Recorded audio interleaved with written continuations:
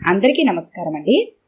ఈరోజు మనం హోతా పద్మినీదేవి గారు రచించిన అవమానం అనే ఓ చక్కటి కథను విందాం. ఇక కథలోకి వెళ్దాం. నేను కారు డ్రైవ్ చేస్తూనే ఓరగా నా పక్క సీట్లో కూర్చున్న అమ్మని చూశాను. అమ్మ తల బాగా దించుకొని డోర్ వైపు ఒదిగిపోయి కూర్చొని ఉంది. ఆవిడ క్షణానికోసారి కొంగుతో కళ్ళెత్తుకోవడం చూస్తే ఆవిడ ఏడుస్తోందని అర్థమైంది. నాకు చిరాగ్గా అనిపించింది. ఇప్పుడేం కొంప మునిగిపోయిందని ఆ ఏడుపు? నేను రమణి బయటకెళ్తే ఒంటరిగా ఉండలేనంటోందని, ఆవిడికి తన వయసు వాళ్లతో కాలక్షేపం అవుతోందనే కదా నేను ఈ నిర్ణయం తీసుకుని ఆవిడ వృద్ధాశ్రమంలో చేర్చే ఏర్పాటు చేశాను. అయినా అమ్మ ఉండబోయే శాంతి ఆశ్రమం ఏమంత దూరాభారమని? ఆవిడ నన్ను చూడాలని ఉందని ఫోన్ చేస్తే కారులో ప్రయాణం చేస్తే గంటన్నరలో ఆవిడ ముందు ఉంటాను. నేను తల తిప్పి అమ్మ ముఖాన్ని చూశాను. ఆమె చెక్కిళ్లపై అశ్రుధారలు ఈసారి స్పష్టంగా కనబడ్డాయి. నాకు అసహనంతో కూడిన ఏహ్యతాభావం కలిగింది. అయినా మరో 6 గంటలో ఈ బరువును వదుల్చుకోబోతూ నా అసహనాన్ని ప్రదర్శించడానికి ఏదో అడ్డొచ్చింది.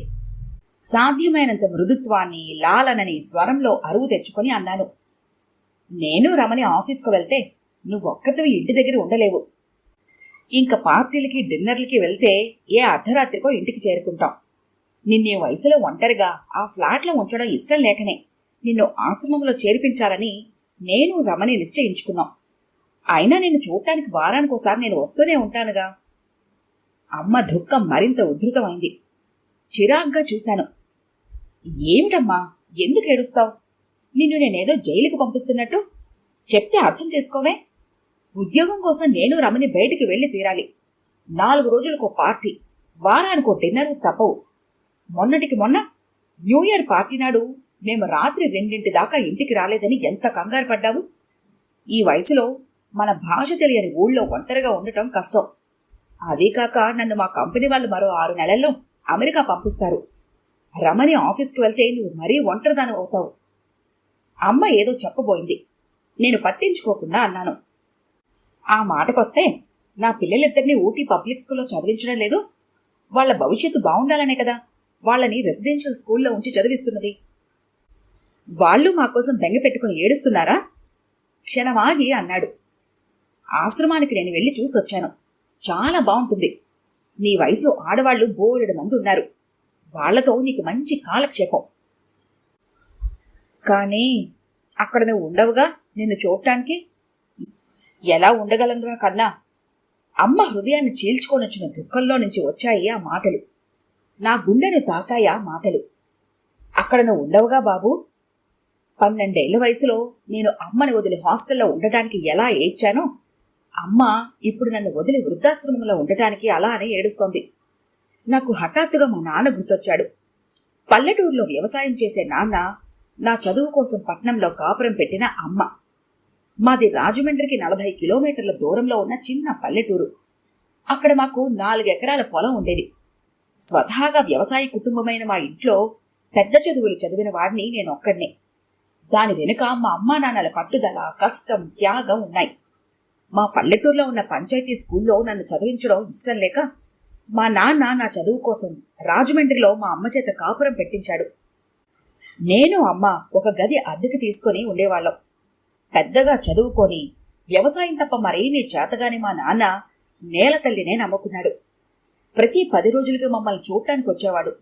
నన్ను పెద్ద చదువులు చదివించడానికి మాకున్న 4 ఎకరాలపై వచ్చే ఫలసాయం సరిపోదని చుట్టుపక్కల రైతుల పొలాలను కౌలుకి తీసుకున్నట్ట నాన్న. చిక్కిపోయి నల్లపడిపోయిన నాన్నను చూసి అమ్మ కన్నీళ్లు పెట్టుకుంటూ అన్న మాటలు బాగా గుర్తున్నాయి నాకు. ఏమిటండి బొత్తిగా ఇలా అయిపోతున్నారు? అసలు భోజనం సరిగా చేస్తున్నారా? సొంత వంట ఏదో సులువుగా అయిపోయేది వండుకోవడం. బాగానే తింటున్నానులే. అయినా నా గురించి ఆలోచించుకో. మన సుధాకర్ చదువుకోవడం ముఖ్యం. వాడు బాగా చదువుకొని పెద్ద ఉద్యోగం చేస్తే నా కష్టమంతా మర్చిపోతాను. డబ్బు సంపాదించాలంటే ఉద్యోగం చెయ్యాలి, మంచి ఉద్యోగం చేయాలంటే బాగా చదువుకోవాలి అనే ఆలోచనకి నా చిన్న మనసులో ఆనాడే బీజం వేశాడు నాన్న. అది మొలకెత్తి నానాటికి పెరిగి మహావృక్షం అవ్వడానికి అమ్మ దోహదం చేసింది. నాన్న కష్టంలో పాలు పంచుకోవటానికి, తన వంతు సాయం చేయటానికి అమ్మ ఇంటి దగ్గర ఊరగాయలు పెట్టి అమ్మేది. నేను చదువుకుంటుంటే దగ్గరే కూర్చునేది. నేను ఒక్కొక్క క్లాసు పాస్ అవుతుంటే నా భవిష్యత్తుని విజయ సోపానాలు నిర్మించుకున్నంత ఆనందం ఆమెలో. నాకు అప్పుడు 12 ఏళ్లు. నాన్నకి రోజు సాయంకాలం అయ్యేసరికి జ్వరం వస్తోందిట. ఆ పల్లెటూరులో ఉన్న ఆర్ఎంపీ డాక్టర్ వైద్యం చేస్తున్నట్ట. టౌన్కు వచ్చినప్పుడు పెద్ద డాక్టర్కి చూపించుకోమని అమ్మ గొడవ చేసినా వినడం లేదు. నాన్న ఆరోగ్యం దెబ్బతింటోందని ఆయన కనిపెట్టుకుని ఉండటం కోసం అమ్మ నన్ను ఒక రెసిడెన్షియల్ స్కూల్లోని హాస్టల్లో చేర్చి నాన్న దగ్గరికి వెళ్ళిపోదామనుకుంది. అమ్మని వదిలి హాస్టల్లో ఉండడానికి బెంగ పెట్టుకున్న నన్ను మానసికంగా సంసిద్ధుల్ని చేస్తూ, హాస్టల్లోనే నీకు బోలెడు మంది ఫ్రెండ్స్ ఉంటారు నాన్న, వాళ్ళతో కలిసి ఆడుకోవచ్చు, చదువుకోవచ్చు అని ఎన్నో సుద్దులు చెప్పింది. హాస్టల్లో బోలెడు మంది ఫ్రెండ్స్ ఉంటారనే ఆశని, అమ్మని వదిలి ఉండాలనే బెంగ డామినేట్ చేస్తున్నా సరే అన్నాను. అమ్మ నా బట్టలన్నీ పెట్టెలో సర్దింది. పచ్చళ్ళు, పిండి వంటలు సరే సరి. దారి పొడిగిన హాస్టల్లో ఎలా ఉండాలో నాకు చెబుతూనే ఉంది. పెదవి విప్పితే దుఃఖం ముంచుకొచ్చేస్తుందనే భయంతో నేను ఆవిడ చెబుతున్నది వింటున్నానే తప్ప జవాబివ్వడం లేదు. హాస్టల్లో ఫీజు కట్టి అమ్మ నా సామాన్లని నాకు కేటాయించిన రూంలో చేర్చేసరికి నిగ్రహించుకోలేక బావురమన్నాను. ఛ, తప్పు, అలా ఏడవకూడదు నాన్న. చూడు, నీకు ఎంతమంది ఫ్రెండ్స్ ఉన్నారు అంది అనునయంగా నా రూమ్మేట్స్ని చూపిస్తూ. కానీ నువ్వు నాతో అక్కడ ఉండవు కదమ్మా అన్నాను వెక్కిళ్లు పెడుతూ. బహుశా నా మాటలు అమ్మ గుండెని తాకాయి అనుకుంటాను. నిన్ను వదిలి నేను మాత్రం ఉండగలనంట్రా అని ఏడ్చింది. నన్ను హాస్టల్లో ఉంచే ప్రయత్నాన్ని విరమించుకుని వెనక్కి తీసుకెళ్లిపోయింది. మేము సంక్రాంతి సెలవులకి నాన్న దగ్గరికి వెళ్లేసరికి నాన్న అస్థిపంజరానికి బట్టలు తొడిగినట్టుగా తయారయ్యాడు. ఆ రాత్రి నాకు మెలకు వచ్చేసరికి నాన్న నా పక్కన లేడు. గదిలో నుంచి అమ్మ ఏడుపు, అస్పష్టమైన నాన్న స్వరం వినిపించాయి. నేను చెవులు వెక్కించాను. నాకు క్యాన్సర్ బాగా ముదిరిపోయిందని చెప్పారు డాక్టర్లు. ఉన్న డబ్బంతా నా వైద్యానికి ఖర్చు పెట్టేస్తే కన్నడి చదువెలా? అయినా వైద్యం చేయించినా నేను బతుకుతానన్న గ్యారంటీ లేదు. మహా అయితే నా ఆయుర్దాయాన్ని కొన్నాళ్ళు పొడిగించొచ్చునేమో. కన్నడిని బాగా చదివించు. వాడి మీదే నా ఆశలు, కలలు అన్నీ. మరో 1 రోజులకే నాన్న మరణించాడు. నాన్న చనిపోయినప్పుడు కూడా అమ్మ బెంబేలు పడలేదు. ఏడుస్తున్న నన్ను ఓదారుస్తూ అంది, మీ నాన్నంటే నీకు నిజంగా ఇష్టం ఉంటే ఆయనకిష్టమైన చదువుని ఎప్పుడూ నిర్లక్ష్యం చేయకు. నువ్వు పెద్ద ఉద్యోగస్తుడు కావాలనే ఆయన ఆశని వమ్ము చేయకు. ఆ రకంగా నాలో చదువుకోవాలనే పట్టుదలని మరింత పెంచింది ఆవిడ. అమ్మ నా ఎదురుగా చిరునవ్వుతో నిబ్బరంగా తిరిగినా నా పరోక్షంలో నాన్నను తలుచుకుని ఏడ్చేదేమో నాకు తెలీదు. నాన్న పోయాక పొలాన్ని అమ్మి డబ్బు బ్యాంక్లో వేసింది. ఊరగాయలు పెట్టి అమ్మడం మాత్రం మానలేదు. నాకు ఎంసెట్లో మంచి ర్యాంక్ వచ్చి వైజాగ్లో ఇంజనీరింగ్ కాలేజ్లో సీట్ వచ్చింది.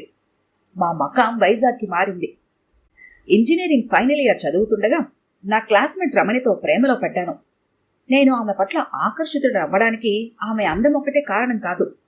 రమణి తండ్రి కార్డియాలజిస్ట్గా 2 చేతుల సంపాదిస్తున్నాడు. కేవలం అందం ఒక్కటే పెళ్లికి అర్హత కాదనే స్థితికి నేనెప్పుడో ఎదిగిపోయాను. రమణి తండ్రి తలుచుకుంటే నన్ను మించిన ఆస్తిపరుడిని, హోదాగలవాడిని అల్లుడుగా కొని తేగలడని నాకు తెలుసు. కేవలం రమణి పట్టుదల వలనే మా పెళ్లి జరిగింది.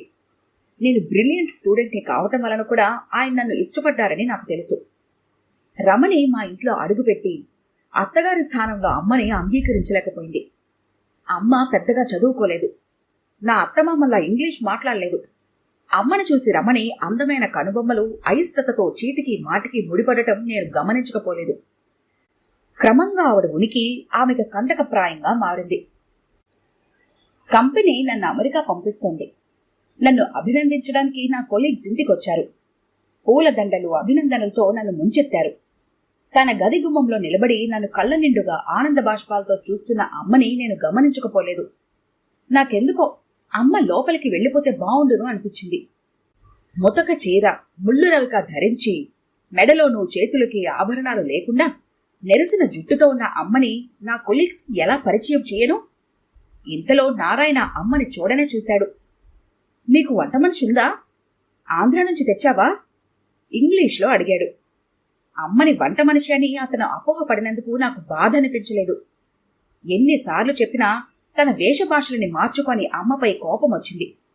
ఏం సమాధానం చెప్పాలని నేను ఆలోచిస్తుండగా రమణి, అవును వంట మనిషే, ఆంధ్ర నుంచి తెచ్చుకున్నాం అంది.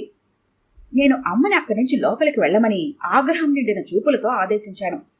ఆవిడ లోపలికి వెళ్ళిపోయింది. వచ్చిన వాళ్ళు వెళ్ళాక నేను ఆవిడపై తీవ్ర స్థాయిలో విరుచుకుపడ్డాను. నిన్ను నీ వేషాన్ని చూసి నా కొలీగ్స్ నేను వంట మనిషి అనుకుంటున్నారు. కాస్త మంచు బట్టలు కొనుక్కోమని ఎన్నిసార్లు చెప్పాను? వాళ్ళు పొరపాటు పడుంటారు నాన్న. అయినా ఆవిడ మా అమ్మ, వంట మనిషి కాదు అని నువ్వు చెప్పే ఉంటావు. నాకు ఇంగ్లీష్ అర్థం కాదు కదా. అదే చల్లని చిరునవ్వుతో అంది. నేను గతుక్కుమన్నాను. నేను ఆవిడ మా అమ్మ అని వాళ్ళకెందుకు పరిచయం చేయలేకపోయాను? అయినా నువ్వు అసలు బయటికి ఎందుకు వచ్చావు అంటూ అసహనంగా అడిగాను. నువ్వు అమెరికా వెళ్తున్నందుకు వాళ్ళంతా నిన్ను అభినందిస్తుంటే నాలోని అణువణువు ఉప్పొంగిపోయిందిరా. నేను చెయ్యిపట్టి అక్షరాలు దిద్దించిన నా కన్నడు ఇవాళ అమెరికా వెళ్లేంత గొప్పవాడయ్యాడంటే నాకు గర్వం కదూ. అమ్మ ప్రశంసకి గర్వంతో ఆవిడ నా చెయ్యి పట్టి అక్షరాలు దిద్దించిన తొలి గురువు అనే పూజ్య భావంతో నా మనసు పులకరిస్తుండగా రమణి వ్యంగ్యస్వరం వినిపించింది. మీరు చదివించిన పెద్ద బాల శిక్షలో మార్కులు చూసి ఇంజనీరింగ్లో సీట్ ఇవ్వలేదు. మా ఆయనకి ఎంసెట్లో మంచి ర్యాంక్ వచ్చింది. అదేదో మీ గొప్పతనం అన్నట్టు మురిసిపోతారేమిటి? కోడలు తనలా తీసి పారేసినట్టు మాట్లాడుతుంటే అమ్మ బాధపడి ఉండదు. కానీ నేనామెను వారించకపోవడం వలన అమ్మ బాధపడి ఉంటుంది. పేలవంగా చూసి తన గదిలోకి వెళ్ళిపోయింది. అమ్మ పట్ల రమణి అయిష్టత నేను అమెరికా నుంచి వచ్చేటప్పటికి ఆవిడ్ని వృద్ధాశ్రమంలో చేర్చాలనే పట్టుదలగా బలపడింది. మీ ఆఫీస్ వాళ్ళు ఇంటికి ఫోన్ చేస్తే మీ అమ్మ తగుదునమ్మా అని ఫోన్ ఎత్తి తను మీ అమ్మనని వచ్చేరాని ఇంగ్లీష్లో చెప్పింది. ఆవిడ మీ అత్తగారా? మై గాడ్, నేనింకా నమ్మలేకపోతున్నాను అని మిసెస్ నారాయణ ఆశ్చర్యపోయింది. నారాయణ అయితే ఆ రోజు ఆవిడ మీ వంట మనిషిని ఎందుకు చెప్పావు అని నిలదీస్తున్నట్టుగా అడిగాడు. నేను అమెరికా నుంచి వచ్చేటప్పటికి రమణి చెప్పిన చాడీలు ఇవి. అసహనమైన కోపంతో ఉడికిపోయిన నేను అమ్మని ఏమీ అనకపోయినా రమణి ప్రతిపాదనకి ఆమోద ముద్ర వేశాను. ఫలితమే ఇవాళ మా ప్రయాణం. కాని అక్కడ నువ్వుండవుగా కన్నయ్య అన్న అమ్మ మాటలతో నా మనసులోని కాఠిన్య పొరలు కరుగుతుండగా నా జేబులోని మొబైల్ ఫోన్ రింగ్ అయింది. నేను వెంటనే రిసీవ్ చేసుకున్నాను. రమణి. ఎక్కడున్నారు మీరు? ఆశ్రమంలోనా? దారిలో ఉన్నాం. ముసల్ది పేచి పెడుతోందా? ఏడుస్తోంది అన్నాను ఇంగ్లీష్లో. ఆమెను వెనక్కి తీసుకురండి. ఏ? ఆశ్చర్యంగా అడిగాను. మీరు మీ అమ్మని తీసుకుని ఆశ్రమానికి బయలుదేరగానే బాత్రూంలో కాలు జారి పడ్డాను. ఫ్రాక్చర్ అయిందని ఎక్స్రేలో తేలింది. 6 వారాలు బెడ్ దిగడానికి వీల్లేదన్నారు డాక్టర్లు. నువ్వు ఎక్కడి నుంచి మాట్లాడుతున్నావు? హాస్పిటల్ నుంచా?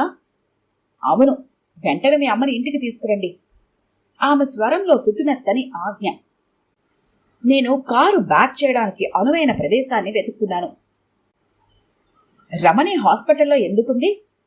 ఎవరో స్వచ్ఛమైన ఇంగ్లీష్లో అడిగారు. అప్రయత్నంగానే తల తిప్పాను. అమ్మ నన్నే చూస్తూ తిరిగి అదే ప్రశ్నని రిపీట్ చేసింది. అదిరిపడ్డాను. నా కాలు అప్రయత్నంగానే బ్రేక్ని నొక్కింది. కారు ఆగింది. అవును అన్నాను. కారు ఎందుకు బ్యాక్ చేస్తున్నావు? మళ్ళీ ఇంగ్లీష్లోనే అడిగింది అమ్మ. రమణి కాలు ఫ్రాక్చర్ అయింది. 6 వారాలు బెడ్ దిగకూడదని డాక్టర్లు చెప్పారట. అందుకని నేను నీ భార్యకి సేవ చెయ్యాలి. ఈసారి కన్నడ భాషలో అంది అమ్మ. షాక్లో ఫ్రీజ్ అయిపోయాను. ఇంగ్లీషు కన్నడం ఇంత స్వచ్ఛంగా మాట్లాడుతున్నది అమ్మేనంటే నమ్మలేకపోతున్నాను. నువ్వు ఇంగ్లీషు ఎలా పూర్తి చేయాలో అర్థం కాక ఆగిపోయాను. నేర్చుకున్నాను. నాకు ఇంగ్లీషు మాట్లాడటం రాదని నువ్వు నీ భార్య వెక్కిరించేవారుగా. క్షణమాగి అంది. నేను వంట మనిషినని నీ కొలీగ్స్కి పరిచయం చేసింది నీ భార్య. ఇప్పుడు నా స్థానాన్ని పని మనిషిగా దిగజార్చి నా చేత సేవలు చేయించుకోవాలని అనుకుంటోంది. ఆమెకి నన్ను అత్తగారినని చెప్పుకోవటం నామోషి. నన్ను నీ తల్లినని పరిచయం చేయటం నీకు అవమానం. కాని నీలాంటి వాడు నా కొడుకు అని చెప్పుకోవటం నాకే కాదు, మాతృత్వానికి అవమానం. అమ్మ డోర్ తెరుచుకొని బ్యాగుతో సహా దిగేసింది. ఎక్కడికెళ్తున్నావు? షాక్ నుంచి తేరుకుంటూ అడిగాను. ఈ విశాల ప్రపంచంలోకి చెబుతూనే ముందుకు నడిచింది అమ్మ. అమ్మ మాటలు కొరడా దెబ్బల్లా నా మనసుని తాకి నాలో నిద్రాణంగా ఉన్న మానవత్వాన్ని మేల్కొల్పాయి. నా ఈ శరీరం అమ్మిచ్చింది. నా చదువు అమ్మ పెట్టిన భిక్ష. బహుశా నేను కురూపినైనా అవిటివాడినైనా అమ్మ నన్ను తన కొడుకునని చెప్పుకోవటానికి అవమానపడేది కాదేమో. అమ్మ చదువుకోనంత మాత్రాన, నాగరికురాలు కానంత మాత్రాన ఆమె నా తల్లి అని చెప్పుకోవటం అవమానంగా ఎందుకు భావించాను? ఆవిడ ముతక చీరలు కడుతోందని అసహ్యించుకున్నానే తప్ప ఒక్క మంచి చీరన ఎందుకు కొనిపెట్టలేకపోయాను? భార్య స్థానం భార్యదే, తల్లి స్థానం తల్లిదే అని తెలుసుకోలేక రమణి మాటలు విని అమ్మనెంత క్షోభ పెట్టాను. నా మనసుని ఆవరించుకున్న మాయ పొరలు కరిగి అమ్మ విశ్వరూపాన్ని సందర్శించిన నేను గాబరాగా కారు దిగి అమ్మని అనుసరించాను. అమ్మని నాతో తీసుకెళ్ళటానికి. కాలు విరిగిన నా భార్యకి ఆవిడ చేత చాకరీ చేయించడానికి కాదు, ఆవిడికి నేను సేవ చేయటానికి. అమ్మని ఆనందంగా ఉంచడం కోసం ఇప్పుడు నేనేమైనా చేస్తాను. ఈ కథ కనుక మీకు నచ్చినట్లయితే లైక్ చేయండి, షేర్ చేయండి. మరిన్ని ఇంట్రెస్టింగ్ కథల కోసం మా ఛానల్ని తప్పకుండా సబ్స్క్రైబ్ చేసుకోండి.